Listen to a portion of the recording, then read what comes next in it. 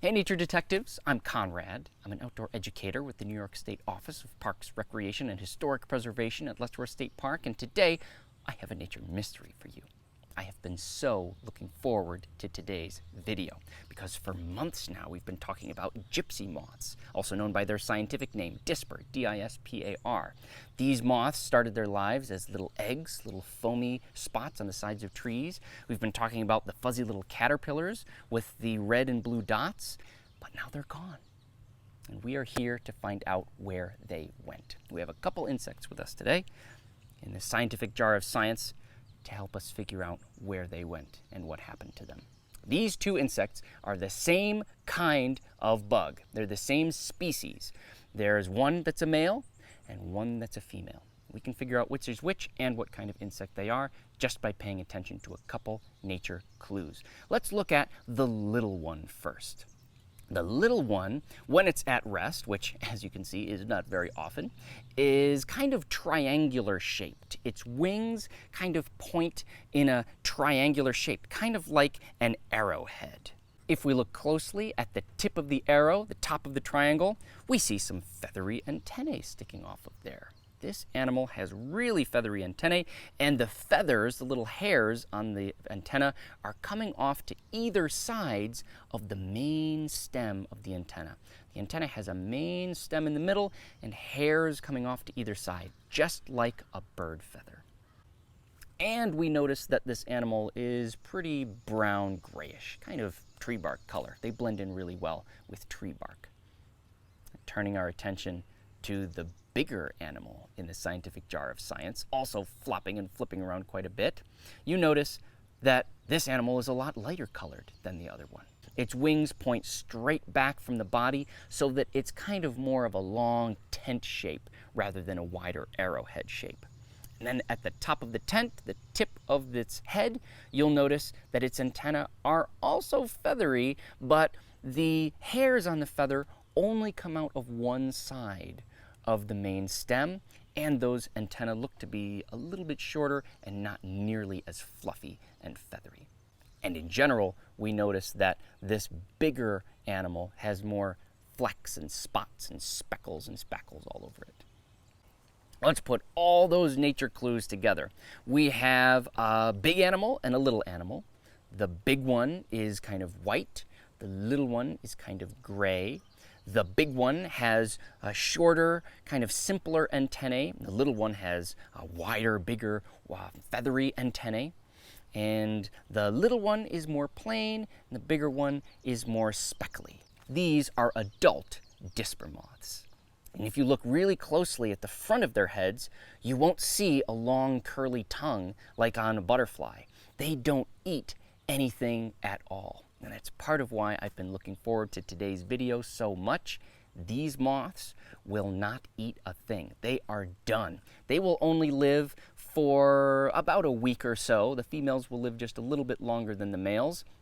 The females have that big, fat abdomen, that backside of their body, because they're filled with eggs. They're so heavy with eggs that they can't fly. They're also so stuffed with eggs, there's no room for a stomach. They don't have any feeding organs at all. And the males don't have a mouth. They can't feed on anything either. So that means that that feeding frenzy of caterpillars that was stripping all the leaves off of trees, especially oak trees, is over.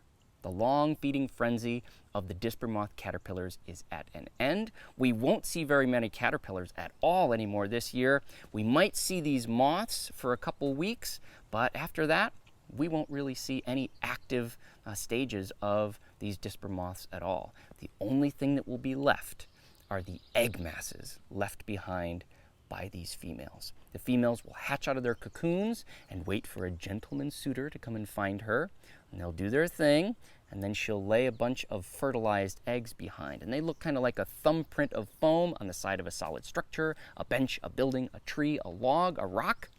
And those eggs will sit there long after the parents pass away of old age after a couple weeks, and they'll survive through the entire winter as eggs. That foam helps to protect them, and they won't develop into little vulnerable caterpillars until next spring.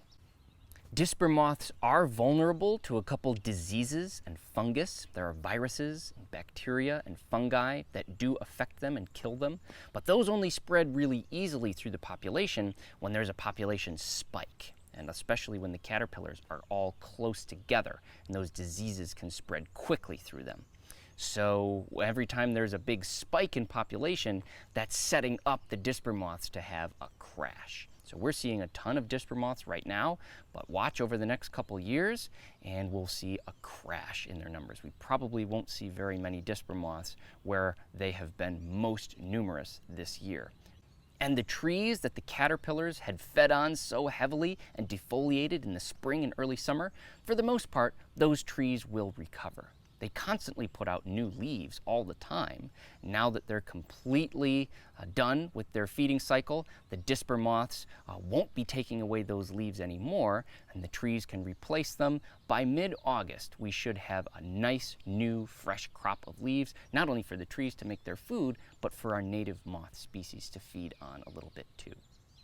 There are spikes and crashes in disper moth populations that we've been seeing in western New York for many years.